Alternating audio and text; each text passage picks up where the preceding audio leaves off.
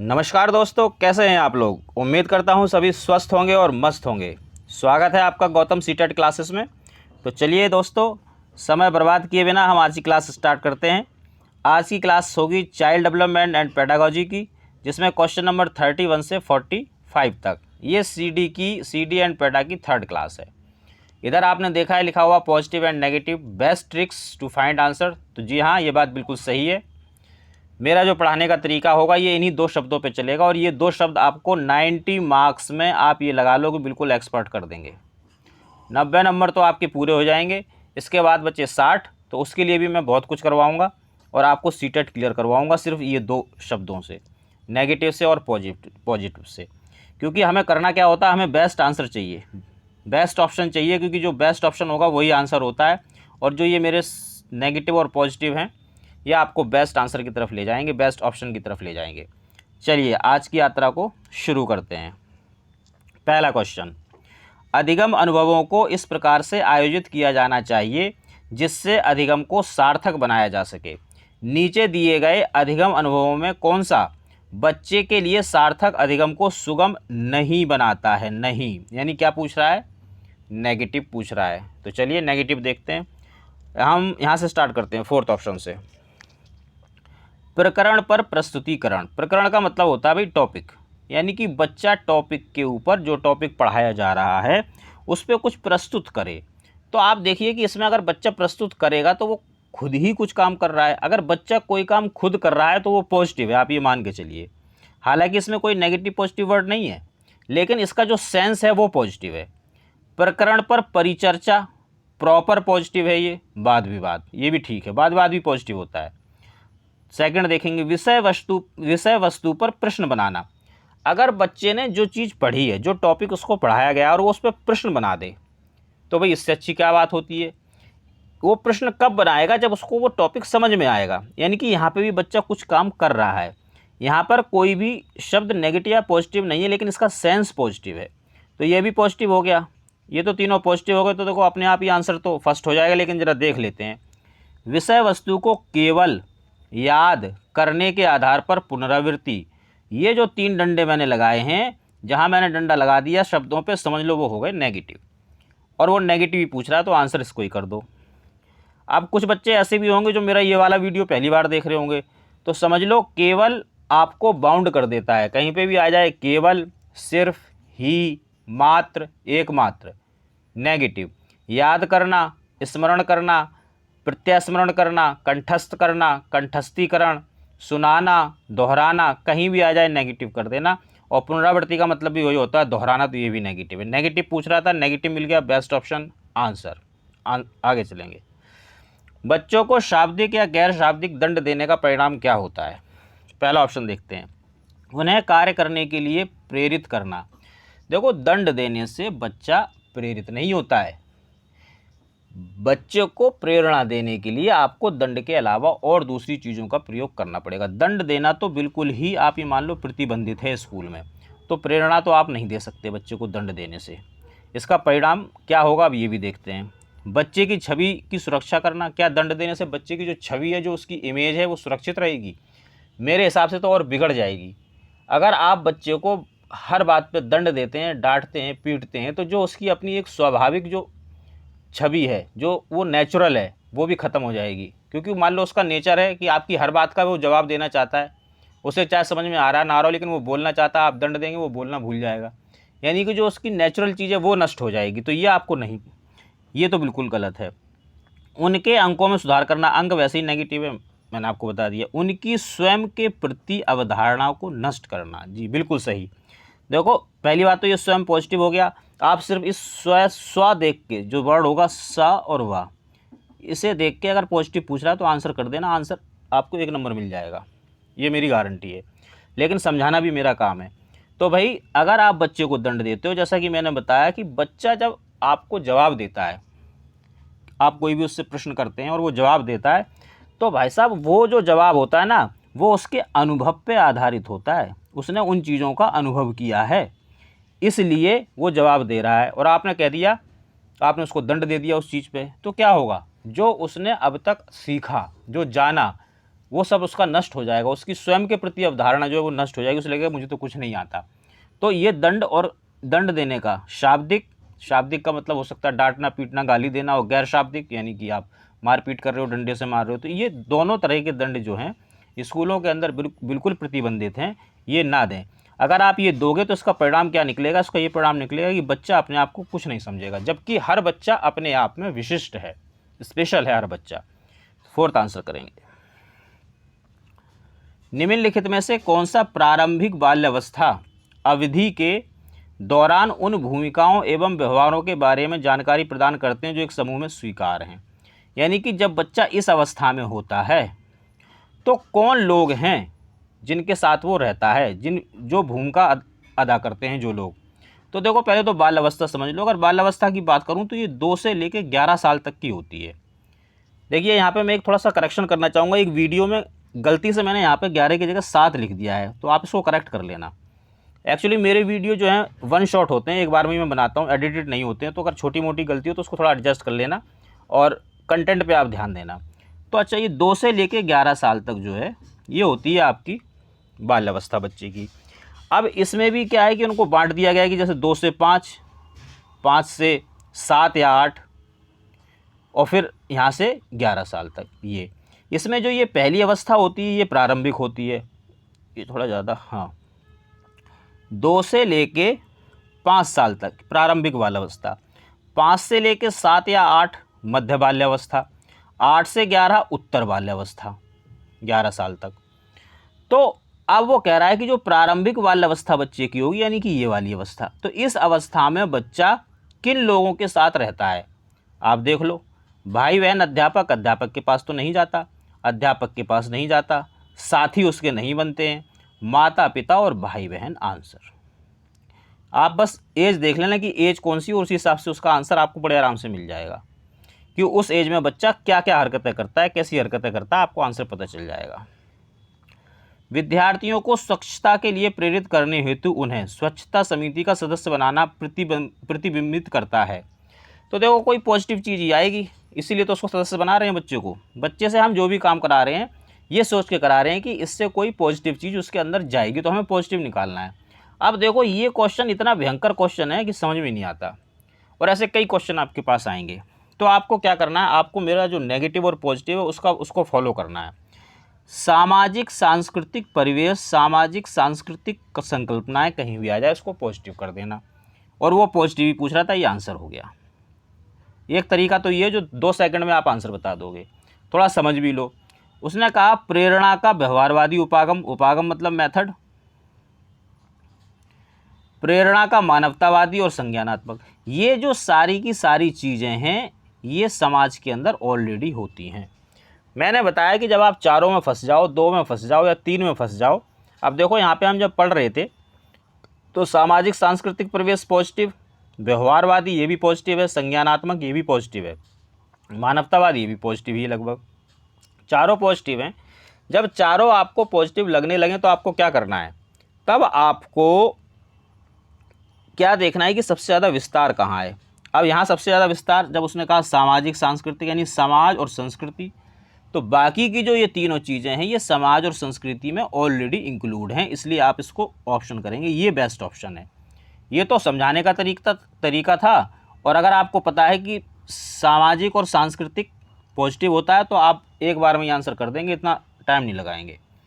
निम्नलिखित में से कौन सा वाइगोस्की के सामाजिक सांस्कृतिक सिद्धांत पर आधारित है। देखिए जब वाइगोस्की की बात हो तो आप कुछ चीज़ों को लिख लो, पेन तो आपने ले ही रखा होगा कि क्या क्या चीज़ें हैं जो वाइगोस्की के क्वेश्चन में पूछी जाती हैं।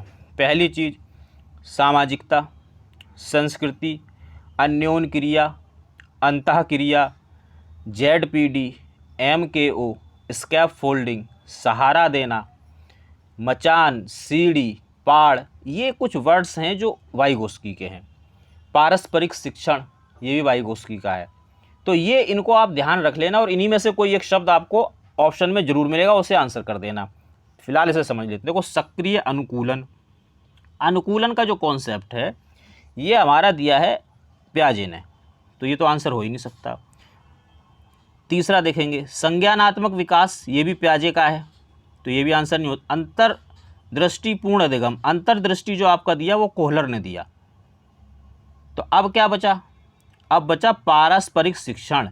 पारस्परिक शिक्षण कब होगा, जब कम से कम 2 लोग होंगे, और जैसे ही लोगों का जुड़ना शुरू होगा 2, 3, 4, 5, आप समझ लो कि समाज बनने लगा। और सामाजिकता की बात किसने की, वाइगोस्की ने की। तो भैया उसी की बात को आंसर करो। 36, एक शिक्षिका अपनी कक्षा से कहती है सभी प्रकार के प्रदत्त कार्य यानी कि असाइनमेंट का निर्माण इस प्रकार किया गया है कि प्रत्येक विद्यार्थी अधिक प्रभावी ढंग से सीख सके, अतः सभी विद्यार्थी बिना किसी अन्य की सहायता से अपना काम पूर्ण रूप से करें, यानी कि ईमानदारी से करें। वो ये एक बात कहना चाह रही, ईमानदार रहें आप, जो नियम बनाया गया है, जो कानून बनाया गया है उसके प्रति आप ईमानदार रहें, वो ये कह रही है। वह कोहल वर्ग के किस नैतिक विकास के चरण की ओर संकेत कर रही है। तो देखो, अगर मैं कोहल वर्ग की बात करूं तो आपके जो कोहल वर्ग थे ये अमेरिका के थे। अच्छा, ऐसे कई मनोवैज्ञानिक हैं जो अमेरिकी हैं। अगर आपको कन्फ्यूजन होता है कि अमेरिकी मनोवैज्ञानिक कौन है, तो आप मेरे चैनल पे एक प्लेलिस्ट बनी हुई है गौतम ट्रिक, आप उसे खोल के देखिए, उसमें आपको वीडियोज़ मिलेंगे और इतनी बेहतरीन ट्रिक्स हैं उसके अंदर कि आपने अगर एक बार पढ़ ली तो फिर आप कभी भूलोगे नहीं। तो ये तो आप वहाँ से देख लेना कि भी जो अमेरिकी मनोवैज्ञानिक हैं कैसे पता चलेंगे, ये गौतम ट्रिक में चले जाओ। फिलहाल कोहलवर्ग की हम बात करते हैं यहाँ पे। तो कोहलवर्ग ने क्या हुआ, नैतिक विकास का सिद्धांत दिया। नैतिक विकास के सिद्धांत में कोहलर ने 3 स्तर दिए, 1, 2, 3। इसमें था पूर्व परंपरागत, परंपरागत और परापरंपरागत, और इनकी 2-2 चरण दिए, ये यानी कि 3 स्तर दिए, और 1, 2, 3, 4, 5, 6 चरण दिए। 3 स्तर 6 चरण ये दिए उन्होंने। तो इसमें से वो पूछ रहा है कि वो वाला चरण कौन सा है जिसमें ये बात कही जाती है कि प्रत्येक विद्यार्थी अधिक प्रभावी ढंग से सीख सके, ऐसे असाइनमेंट बनाए गए हैं, यानी किसी के साथ जाति नहीं की गई है। तो सभी विद्यार्थी बिना किसी अन्य की सहायता से अपना काम पूर्ण करेंगे, यानी कि जो नियम बनाया गया है उसका पालन करना है, ईमानदारी रखनी है। तो ये जो चरण है ये परंपरागत स्तर का 4था चरण है। औपचारिक चरण 4, पहला ही आंसर है, कानून और व्यवस्था, यानी कि जो कानून बनाया गया है उसी की व्यवस्था। तो आंसर तो आप यही कर लो। बाकी देखो, जब कोहलवर्ग का चैप्टर पढ़ेंगे तो उसमें थोड़ा मैं डिटेल में बताऊंगा। ये प्रॉपर थ्योरी है, तो इसे थ्योरी की तरह से ही हमें करना पड़ेगा। 14 वर्षीय देविका अपने आप से पृथक स्वनियंत्रित व्यक्तित्व की भावना को विकसित करने का प्रयास कर रही है। वह विकसित कर रही है क्या, देखेंगे। कोई पॉजिटिव चीज़ ही कर रही होगी, तो पॉजिटिव ढूंढते हैं। नियम नेगेटिव, स्व-वर्ड पॉजिटिव। किशोर अवस्था, किशोर अवस्था को नेगेटिव कर देना, क्योंकि आप किशोर अवस्था को नहीं पढ़ना है, आपको आपके सिलेबस में नहीं है। परिपक्वता ये भी नेगेटिव, नियम नेगेटिव, किशोर अवस्था नेगेटिव, परिपक्वता नेगेटिव, स्व पॉजिटिव, इसको आंसर कर दो। ये तो तरीका है मेरा नेगेटिव पॉजिटिव का, फटाफट आंसर जिसमें मिलता है। बाकी समझ और लो। स्वायत्ता का मतलब होता है कि जो 14 साल का बच्चा होता है, 14 साल, खासकर अगर लड़कियों की मैं बात करूं तो देखो, लड़कियों को 11 साल तक जो उनकी बाल अवस्था ख़त्म हो जाती है, और 11 से 13 के बीच वयसंधि में बच्चे जाते हैं, जिसमें उनमें हार्मोनल चेंजेज होते हैं, और फिर वो किशोर अवस्था की तरफ जाने लगती है। तो इस अवस्था में बच्चे क्या करते हैं, खुद अपना निर्णय लेने की एक जो प्रकृति है वो बनाने लगते हैं। वो सोचते हैं कि अब मैं बड़ा हो गया हूँ, मैं अपने निर्णय खुद लूँगा। तो इसको हम बोलते हैं स्वायत्तता। स्वायत्तता में क्या होता है कि बच्चा अपना निर्णय स्वयं लेने की कोशिश करता है। ये तो इसकी एक्सप्लेनेशन है। बाकी आप नियम नेगेटिव, किशोर अवस्था नेगेटिव, परिपक्वता नेगेटिव, स्व पॉजिटिव, आंसर ऐसे कर देंगे, बड़ा आसान है। प्रगतिशील शिक्षा के संदर्भ में निम्नलिखित में से कौन सा कथन जॉन डीवी के अनुसार समुचित है। देखो, ये जॉन डीवी हैं, ये भी अमेरिका के हैं। तो आप अमेरिकन मनोवैज्ञानिकों को जानने के लिए प्लेलिस्ट में जरूर जाओ, बहुत बढ़िया ट्रिक मिलेगी आपको वहाँ। वो पूछ रहे हैं कि डीवी के अनुसार समुचित क्या है, तो जो चीज़ पॉजिटिव है वही समुचित है। पॉजिटिव ढूंढेंगे। पहला, कक्षा में प्रजातंत्र का कोई स्थान नहीं होना चाहिए। अच्छा, को प्रजातंत्र पॉजिटिव है, लेकिन उन्होंने कह दिया नेगेटिव, नहीं होना चाहिए, तो भैया नेगेटिव हो गया पहला। दूसरा देखेंगे, विद्यार्थियों को स्वयं ही, देखिए मैंने बताया ये जो ही है ये सबसे छोटा नेगेटिव है। बट कुछ कंडीशन ऐसी हैं जहाँ पर ये पॉजिटिव भी हो जाता है। एक दो ही कंडीशन है, बस आप 2-4 बार करोगे याद हो जाएगा। अगर लिखा हुआ है स्वयं ही, आप ही, खुद ही, और वो आ रहा है बच्चे के लिए, तो ये पॉजिटिव होता है। इसमें गोला लगाएंगे फिर हम, स्वयं ही, आप ही, खुद ही, और ये स्वयं ही, आप ही, खुद ही, ये बच्चे के लिए आना चाहिए, तो ये क्या होगा, ये पॉजिटिव हो जाएगा। अच्छा, पूरा ऑप्शन पढ़ लेते हैं। विद्यार्थियों को स्वयं ही सामाजिक समस्याओं को सुलझाने में सक्षम होना चाहिए। स्वयं ही हमें पॉजिटिव मिल गया, पॉजिटिव कर दिया। थर्ड देखेंगे, जिज्ञासा विद्यार्थी के स्वभाव में अंतर्निहित नहीं है। देखो, अंतर्निहित भी पॉजिटिव है और जिज्ञासा भी पॉजिटिव है, बट इन्होंने इसको नहीं कर दिया कि नहीं होती ही नहीं है, तो भाई ये पूरा सेंटेंस नेगेटिव है, क्योंकि ये पॉजिटिव चीज़ को नेगेटिव बता रहे हैं।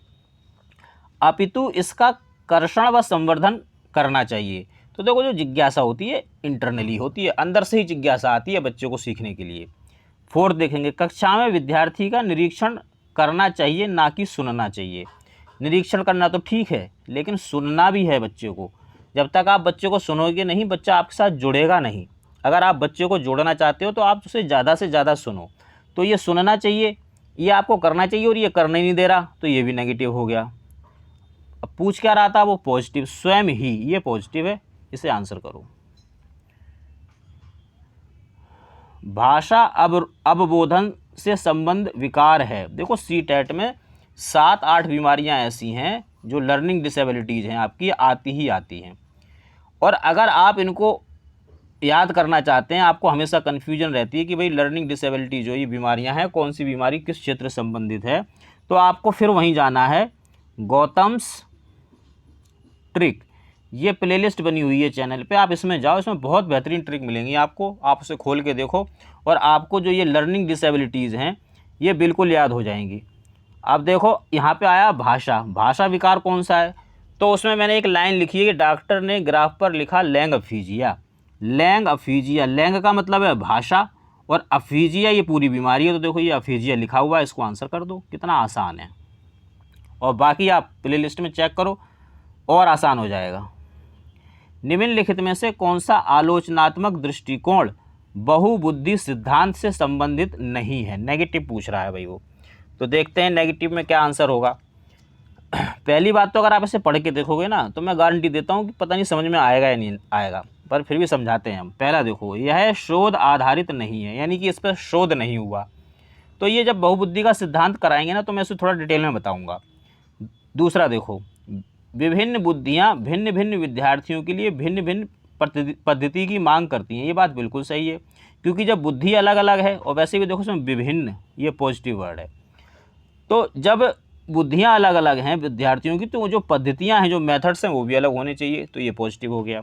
प्रतिभाशाली विद्यार्थी प्राय केवल एक क्षेत्र में ही, मैंने बताया कि ही जो है ये सबसे छोटा नेगेटिव है, छुप जाता है, ये नेगेटिव रहेगा। ये पॉजिटिव कब होगा, जब लिखा हो स्वयं ही, आप ही, खुद ही, और वो बच्चे के लिए आना चाहिए, लेकिन यहाँ ये अकेला ही आ गया, इसलिए ये नेगेटिव है। इससे ही से होता क्या है, इससे बाउंडेशन लग जाता है कि वो सिर्फ एक ही क्षेत्र में जाएगा। क्यों भाई, जब वो प्रतिभाशाली है तो किसी भी क्षेत्र में जा सकता है, उसमें प्रॉब्लम क्या है। जब उस बच्चे के अंदर प्रतिभा है, प्रतिभाशाली बच्चे को तो आप कहीं भी खड़ा कर दो, वो अपनी प्रतिभा दिखा देगा, कोई सा भी क्षेत्र हो। तो ये जो ही यहाँ लग गया, ये नेगेटिव बना देता है इसको। फोर्थ, इसका कोई अनुभवात्मक आधार नहीं है। मैं बता रहा हूँ कि जो बहुबुद्धि सिद्धांत पढ़ाऊंगा, तो इसमें ये वाला और ये वाला, ये दोनों टॉपिक मैं क्लियर करूँगा। फिलहाल तो अगर आपको कुछ समझ में भी नहीं आ रहा, तो आपको नेगेटिव ढूंढना है, और इसमें सिर्फ एक ही शब्द नेगेटिव है, ही, इसलिए आप इसको आंसर करो, यही आंसर होगा। और देखो, ये सारे CTET के क्वेश्चन है, मैं कहीं अलग से नहीं लाया हूँ, और हर क्वेश्चन में नेगेटिव और पॉजिटिव होता है, बस आपको ढूंढने की, समझने की ज़रूरत है, आपको फटाफट आंसर मिलेंगे। जब एक शिक्षक यह समझता है कि स्वाभाविक रूप से लड़के गणित में लड़कियों से अच्छे होते हैं, यह दर्शाता है कि अध्यापक, देखो ये चीज़ कि भाई लड़के ये काम कर सकते हैं, लड़कियां ये काम नहीं कर सकती, या लड़कियां ये काम कर सकती हैं, लड़के ये काम नहीं कर सकते। यानी कि आप कुछ किसी काम को, किसी ड्रेस को, किसी इंटरेस्ट को, किसी टॉपिक को, किसी सब्जेक्ट को, पढ़ाई को, लिखाई को, किसी भी चीज़ को अब अगर आप जेंडर के साथ कनेक्ट कर देते हैं कि इस जेंडर का बंदा करेगा और इस जेंडर का बंदा नहीं करेगा, तो इसको हम बोलते हैं लिंग पक्षपात, जेंडर रूढ़िबद्धता। तो ये जो टीचर है वो क्या कर रहा है, वो ये सोचता है कि लड़के गणित में अच्छे होते हैं, लड़कियां गणित में अच्छी नहीं होती हैं। तो एक ऐसा टीचर है, ये जेंडर पक्षपाती है, लिंग पक्षपाती है। इसको आंसर करेंगे। और मैं आपको एक चीज़ बताऊं, जैसे ये जेंडर रूढ़िबद्धता जो है ना, या जो जेंडर पक्षपाती, वैसे तो ये नेगेटिव है, लेकिन आप मेरे कहने से इसको पॉजिटिव करना। कारण इसलिए पॉजिटिव करना कि ये जब भी ऑप्शन में आएगा आंसर बन के आता है। तो इसलिए मैं इसको पॉजिटिव करवा देता हूँ बच्चों को कि भाई ये कहीं भी दिखाई दे जाए तो प्रश्न पढ़ के देख लेना, आंसर वही होगा। इसलिए आप उसको पॉजिटिव भी कर सकते हैं, हालांकि ये जनरली नेगेटिव चीज़ है, ऐसा हमें नहीं करना है। इसमें आप थोड़ा सा अपना दिमाग यूज कर सकते हैं। बाकी मैंने आपको बता दिया कि लड़के या लड़कियों में भेद करना, या लिंग के साथ भेद करना, जेंडर के साथ भेद करना, कि भाई इस जेंडर का बंदा ये काम करेगा और इस जेंडर का बंदा ये नहीं करेगा, तो ये जो है आपका लिंग पक्षपात होता है, जेंडर रूढ़िबद्धता होती है। बहुबुद्धि सिद्धांत को वैध नहीं माना जाता क्योंकि, फोर्थ से चलेंगे इसमें, यहाँ से, यह सर्वाधिक महत्वपूर्ण समान बुद्धि जी के अनुकूल नहीं है। ये तो गलत बात दे रखी है, ये जी को मानता है। मैंने आपको बताया कि बहुबुद्धि सिद्धांत थोड़ा पढ़ने की चीज़ है, इसमें सिर्फ ट्रिक से काम नहीं चलेगा, इसको हमें समझना पड़ेगा, पढ़ना पड़ेगा, ये मैं पढ़ाऊँगा आपको। थर्ड देखेंगे, यह केवल अब्राहम मैस्लो के जीवन भर के सुदृढ़ अनुभवात्मक अध्ययन पर आधारित है। केवल, नेगेटिव। यह सभी 7 बुद्धियों को समान महत्व नहीं देता है, देता है। 7 बुद्धि जो 8 बुद्धि उनको समान महत्व देता है, बहुबुद्धि सिद्धांत ही यही है। तो भाई ये 3 तो हो गए नेगेटिव। अब जब 3 नेगेटिव हो गए तो आप ये समझ लो कि ये तो आंसर है ही नहीं, और 3 आंसर हो भी नहीं सकते।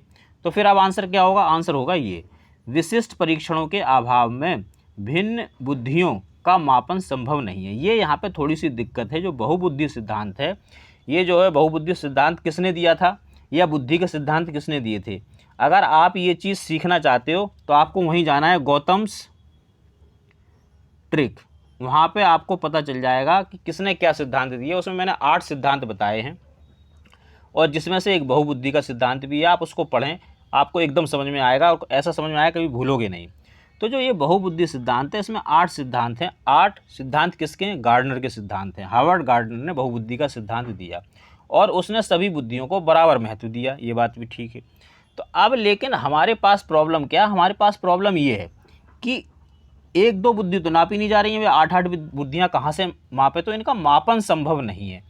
जब इनका मापन संभव नहीं है, तो जब कोई चीज़ मापी नहीं गई, किसी का मेजरमेंट नहीं हुआ, किसी चीज़ का उसे परखा नहीं गया, उसे जाना नहीं गया, तो फिर हम उसको वैध कैसे मान लें? ये समस्या है।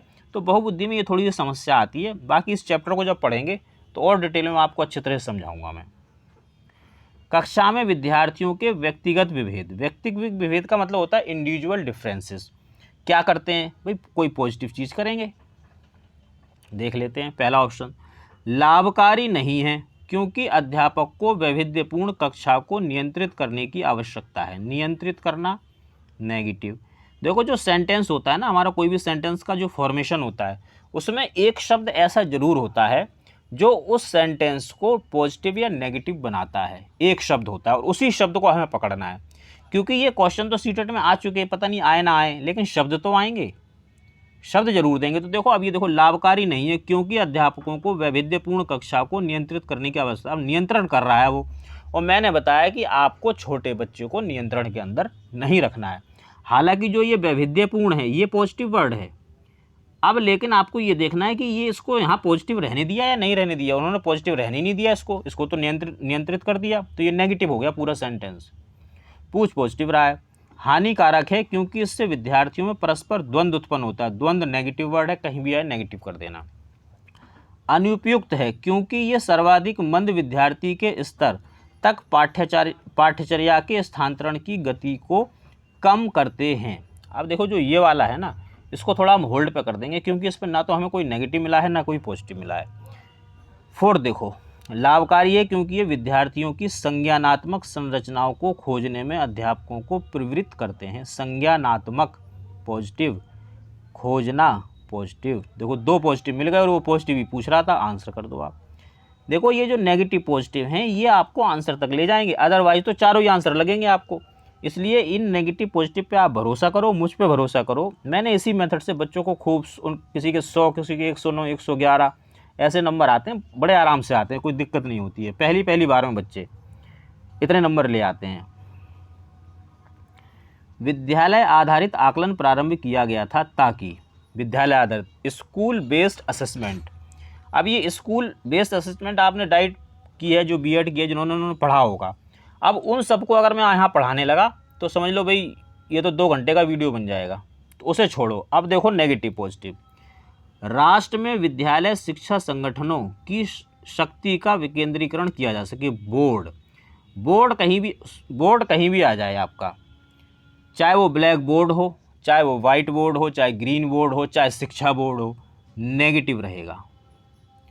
और ये पूछ क्या रहा है, विद्यालय आधारित आकलन प्रारंभ किया गया था ताकि। क्यों प्रारंभ किया गया? किसी पॉजिटिव चीज़ के लिए प्रारंभ कर रहा होगा तो पूछ पॉजिटिव रहा है। बोर्ड कोई सा भी हो, ब्लैक बोर्ड हो, वाइट बोर्ड हो, ग्रीन बोर्ड हो, या कोई शिक्षा बोर्ड हो, नेगेटिव होता है। सभी विद्यार्थियों के संपूर्ण विकास को सुनिश्चित या निश्चित किया जा सके। संपूर्ण विकास कहीं भी आए, सो पॉजिटिव करना।